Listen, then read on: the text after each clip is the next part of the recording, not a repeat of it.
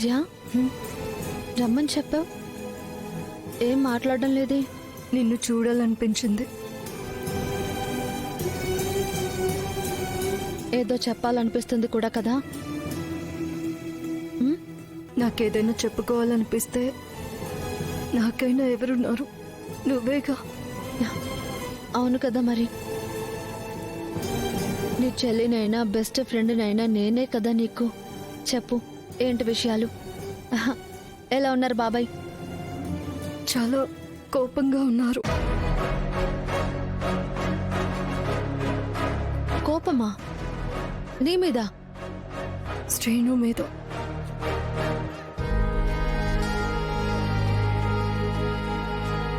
ఎందుకు?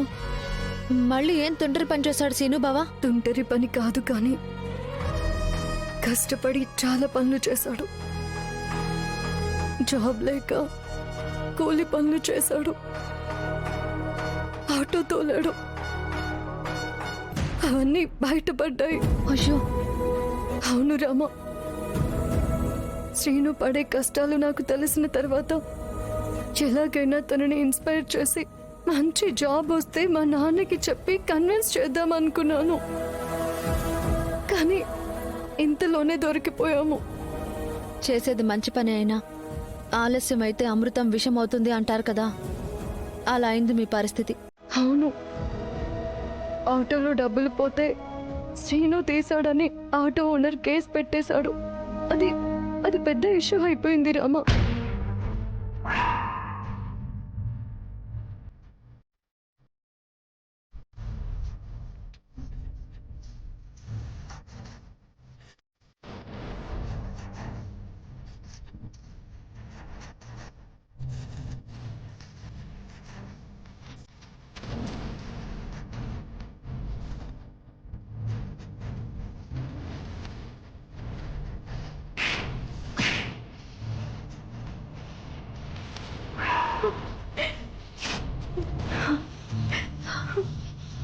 నువ్వు లేకుండా సీను బావ బతకలేడా ఆద్య? తను లేకుండా నేను కూడా బ్రతకలేను.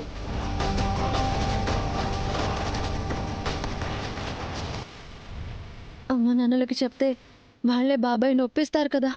ఆ ప్రయత్నం కూడా చేశాను.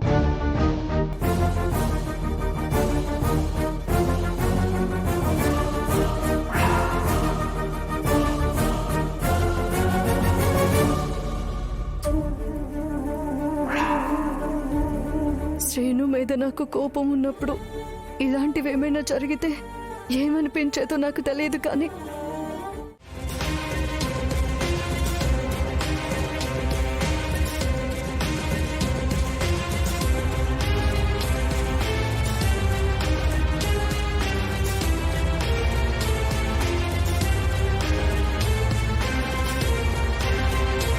శ్రీను, ఏం ఆలోచిస్తున్నావు? మీ నాన్న నిన్ను అమెరికా తీసుకెళ్లక ముందే నేను నిన్ను ఎక్కడికైనా తీసుకెళ్లిపోతే ఎలా ఉంటుంది? ఈసారి అందరూ కలిసి కొడతారు. ఓ శ్రీను, మనకు ఆల్రెడీ పెళ్ళయింది. ఒక చోట అందరినీ ఒప్పించి కలిసిమెలిసి ఉండడమే కావాల్సింది. ఎవ్వరికీ అభ్యంతరం లేదు, మీ నాన్నకి తప్ప. అన్ని విషయాల్లో నువ్వు ముందే చెప్పేసి ఉంటే పెదనాన్న వాళ్లే డాడీని కన్విన్స్ చేసేవాళ్ళు. ఇక్కడి దాకా వచ్చేదే కాదు.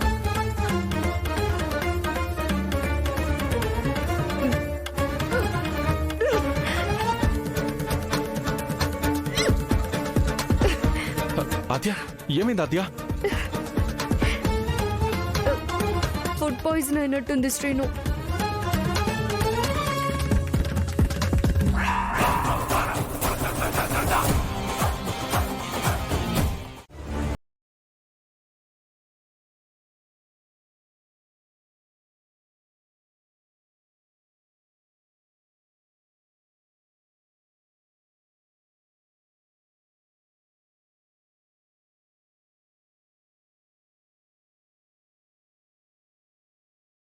హలో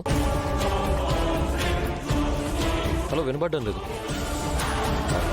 హలో, ఒక్క నిమిషం. ఉదయాన్నే లోన్ గొడవైంది, మళ్ళీ అప్లికేషన్ తెచ్చాడేంటి? వీడికి ఎన్నిసార్లు చెప్పినా మళ్ళీ మొదటికే వస్తున్నాడు. వీడి పని చెప్తా పద.